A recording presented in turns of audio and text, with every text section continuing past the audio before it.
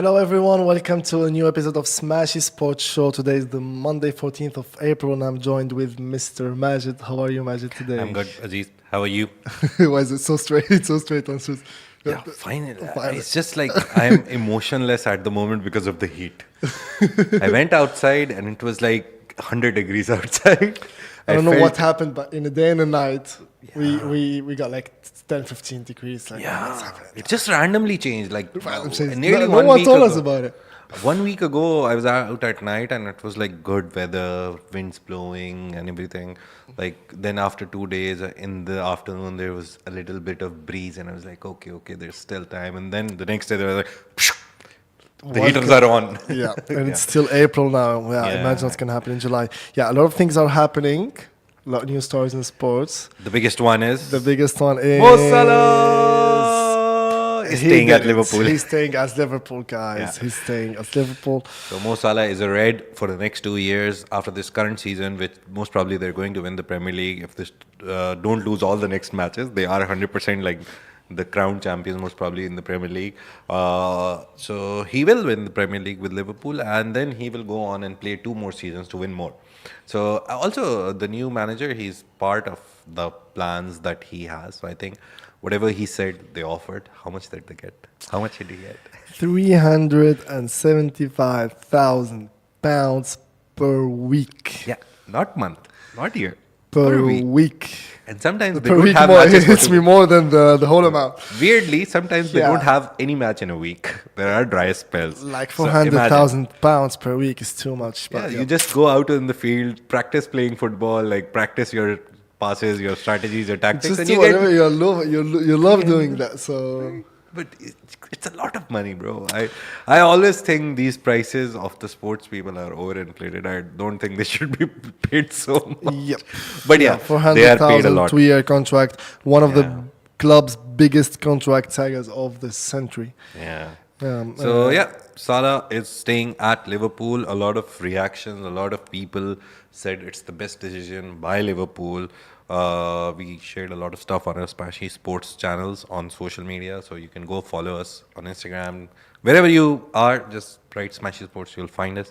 But reactions. What's your reaction? I mean, we all have kind of the similar reaction, but I mean, salary is so high because it comes with some numbers. Because I mean, he scored 22 goals in 45 appearances. He's been not assistant, but he's part of 22 second assists for his teammates. Now he's the division's leading marksman. I mean, he's the top player in the league, and that's why he deserves all this money. And wise choice. I mean, we spoke about it like different times. What maybe Saudi offer. You told me he declined the Saudi offer. Apparently I saw like multiple reports, 2-3 reports, not just one, that Saudi was ready to offer him 500 million, not 40 million pounds, which he's getting at Liverpool 500 for the next 2 years now. 500 million. So I think it's loyalty and football and everything over money for Salah right now. But 100% I'm sure that as soon as he decides to hang his boots in 2027 with Liverpool, he will go to Saudi Pro League 100%. And maybe the offer will come down to 400 million from their side, but it'll still be more than what he earns in UK. Funny thing, the business aspect, sorry, I'm a business journalist at heart also. He has to pay a lot of taxes in the UK. So whatever he earns, he pays a lot of taxes on it. In Saudi, there is no tax on his money. So whatever he will get will be like multiplied by 2 also. I think here he didn't choose money. He chose like he chose legacy. Legacy over money. Yeah. And he's very interestingly, he's the 3rd highest scorer for Liverpool at the moment. Yeah. And so he wants to break the records also one more time. 40-ish goals behind the top person. So I think 2 years, 40 goals is nothing. So he wants to come out as the legend. Yeah, and not the relationship one of the between legends. him and between the fans and people supporting at the time, any stakeholder of Liverpool is really tight. And I would do the same thing. Imagine every game you go there and everyone is like chanting your names, and the fans they made songs for him. Yeah, so they love you. I don't think they get the same thing in Saudi. I mean, it's a good thing. Yeah, he'll be get a new song internationally in speaking. Saudi. Everyone loves Mo Salah, but that relationship and that kind of feeling, he won't get it anywhere else. So. And he's played so many years there, so it makes sense that he wants to like play more. Like he has a lot of fuel in his engine right now. It's not like he's at the end of his career and he's just staying there for the sake of it. He still has a lot of goals, assists, everything in him. So him staying at Liverpool is like a very nice two-way street kind of an agreement. That Liverpool, obviously, with him there, they will most probably win 2-3 more titles in the next 2 years. And him, he will go out as the legend. Trust me, I've over the years, I've like learned a lot of about Liverpool and their legends. But if Salah can score 40 plus goals and reach the top scorer in Liverpool, I don't think anyone has the ability in the next 20 years to beat that. 100%. So even right now, the current team, even the players who've been playing with Salah throughout these 5-6 years since he's been there, no one comes near to him in goal scoring. And that is the reason he is staying. So Salah is right for the next 2 years. 100%. Keep that in mind. So yeah, that gives us a Fabrizio Romano didn't. He does share like rumors. He touches anything and it's a done deal. I swear. So we'll probably see Luis Diaz on Nassr also because he mentioned that last week. Yeah, so they are interested. So let's see, maybe Luis Diaz will come. Yeah. If not Salah, then the other winger. Then the other winger, it's okay. At least someone is coming. But it's good that he's staying in Premier League because it gives us a nice segue into talking about Premier League. Because right now we have another player, Omar Marmoush. That's a nice segue for us to move into Premier League and talk about Premier League. So Salah staying gives us an extra club to talk about on this show. A lot of other things are happening. Salah is the biggest story, obviously, in this week. But more good news from Egypt is that they are now confirmed to participate in the FIFA Under-17 World Cup for the first time in 28 years. So they posted victories in the CAF Under-17 Africa Cup of Nations playoff. The celebration video, it's on Smashi Sports. Yeah, it's on Smashi Sports. You can watch it. Go watch it. It's a very nice video. They're doing a very cute dance. Yeah. But the great thing is that after 28 years, they're finally playing the Under-17 World Cup. And the good thing is it's happening in Qatar. So the Under-17 World Cup will take place in Qatar. Such a great video. I love these Angola kind of celebrations and stuff. Yeah, first time in 28 years. That's big.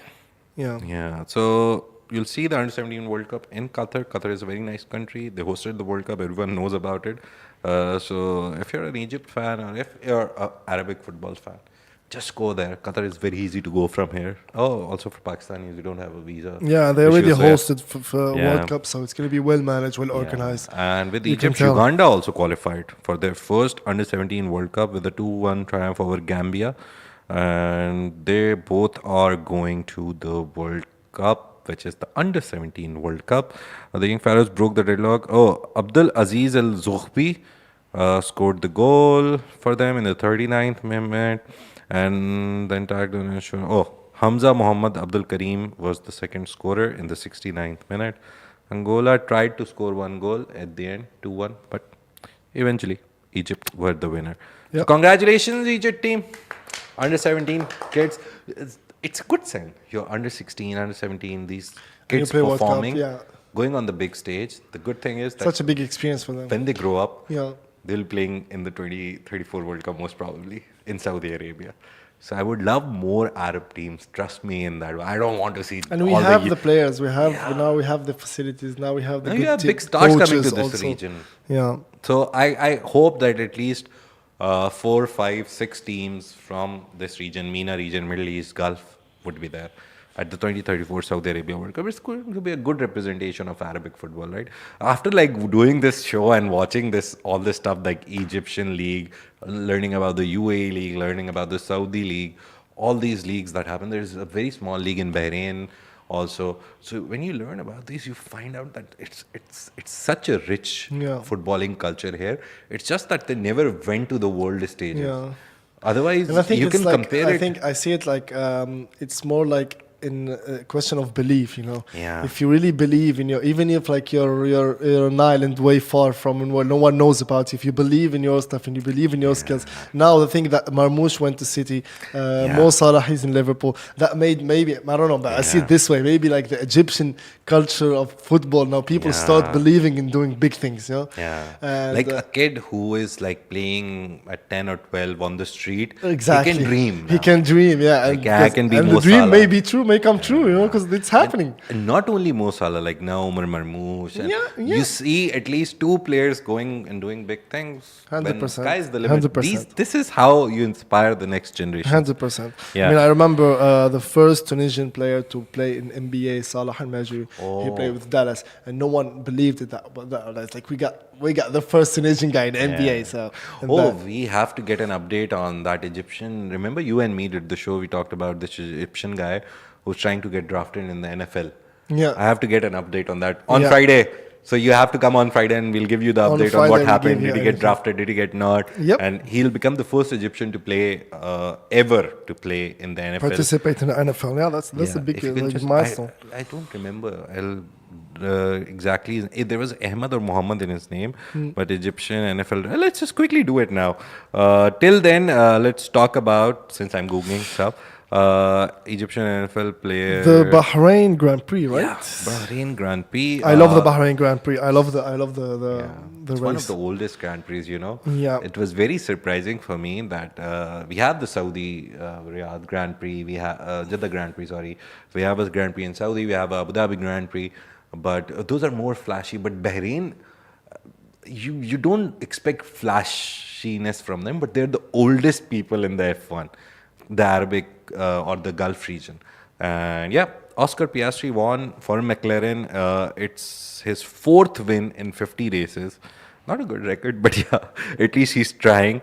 But this is McLaren's first win in Bahrain after first a long, win in Bahrain, long time. Second, I love the driver. I don't know if you know Piastri. McLaren got really good drivers, and I mean, Verstappen. He really won all the races. He's been winning like lately 5 years, for 4 years. He's been winning. He's been top 1 every single race, and it's good to see other drivers also winning the races, especially Oscar Piastri. McLaren team also. What did they say? 1 second, I see them there. Yeah, but interestingly, 4 wins in 50 races. So it's good. It's good. It's a good thing. As of now, there is no official confirmation about, I'll tell you the name of the Egyptian guy, Ahmed Hassanein. See, I said there was Ahmed in his name. So there is no official confirmation as of now. The draft is on 24th of April. Yeah. 2025. Yeah, so if so he nothing gets drafted, for now, 10 days, Yeah, we'll be the first one to tell you on Smashi Sports. So that's a very good reason to go and follow the Smashi Sports Show.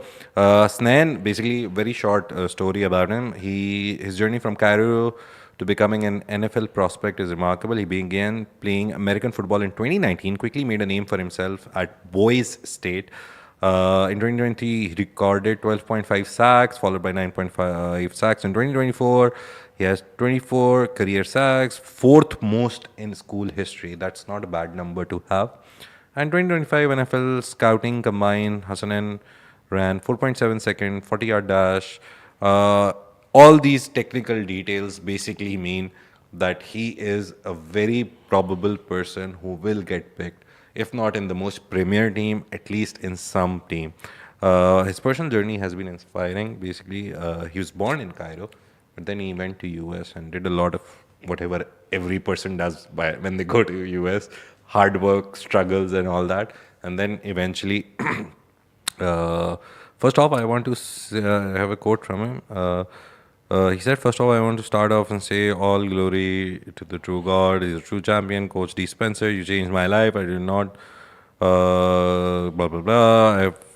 He's become the first Egyptian-born player in NFL history. So, a lot of details, but August best 24, of luck in the 24th of April. 24. Best We'll of be luck, everyone. waiting for you, We'll give you updates on it for sure. Yeah, we'll try to do 1 or 2 profile pieces on you, so someone sees it from NFL and drafts you if they still don't know about you. But I am sure 100% that you've made waves and you will get some team at least, and you'll get drafted. Moving on from such nice stories, Al Nassr sporting director and former Real Madrid captain Fernando Hierro, he says time to go global about Saudi Pro League. I saw the story and I asked myself, does he really want to go global? But like, hasn't Saudi Pro League already gone global? I always refer back to the Netflix series. If you haven't seen it, go watch it. It's like the most in-depth piece on what Saudi football is, the history, the geography, the biography, the everything of Saudi Pro League. If you still don't know about it, go watch that sports. Yeah, he said this league is calling the world. It's not just Saudi clubs going about to find players. Now European scouts are coming here. You heard it first here. We said this first. Yeah. That people are coming to Saudi Pro League. To Saudi now. Pro League, Yeah. looking for Saudi talent. So that tells you something. Yeah, maybe he saw our show and got this insight. Just kidding. Hierro is Just a great mention player. it. Say hi. Yeah, but he's one of the players that I remember from my PlayStation 1 time, because he was part of that.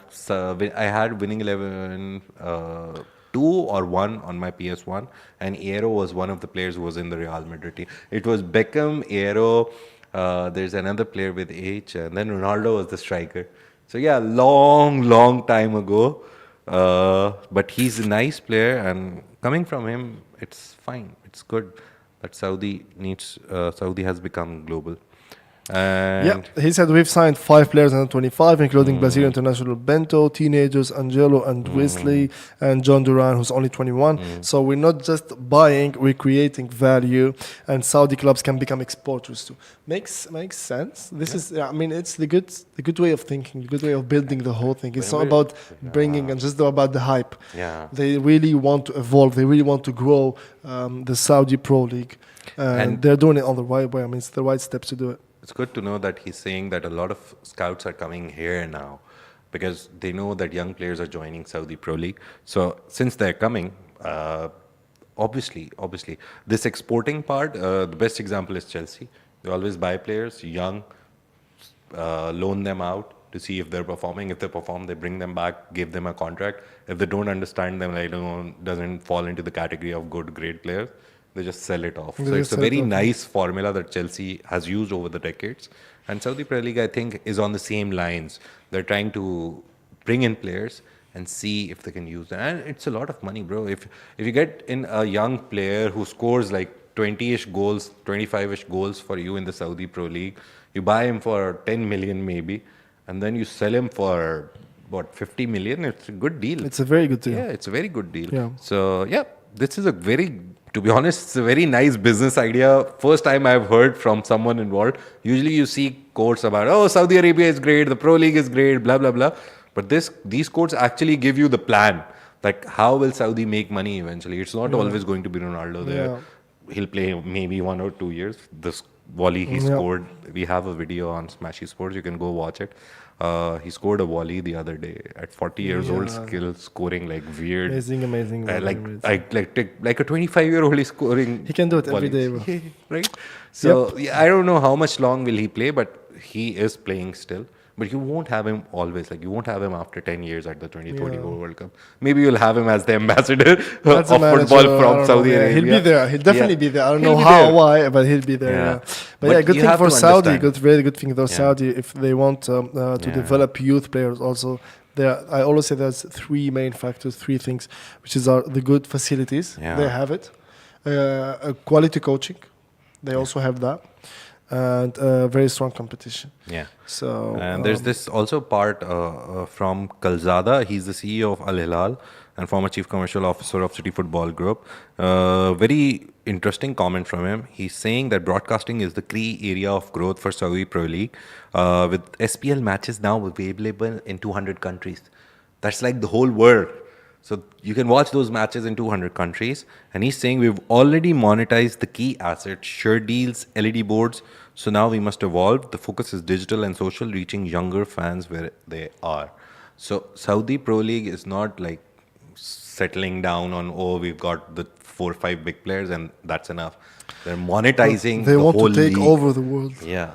Yeah, they want to be top one. Right now, Saudi Arabia, with their Vision 2030 and overall what they're doing, They they want to can be take top over the one. world. The deals that they're signing, the thing that they're doing across the globe, it's really, really, really amazing. So it's not like beyond them to make Saudi Pro League like one of the top 5 leagues in the world. Right now, when you talk about the top 5, you always say, oh, European leagues, top 5 in the world.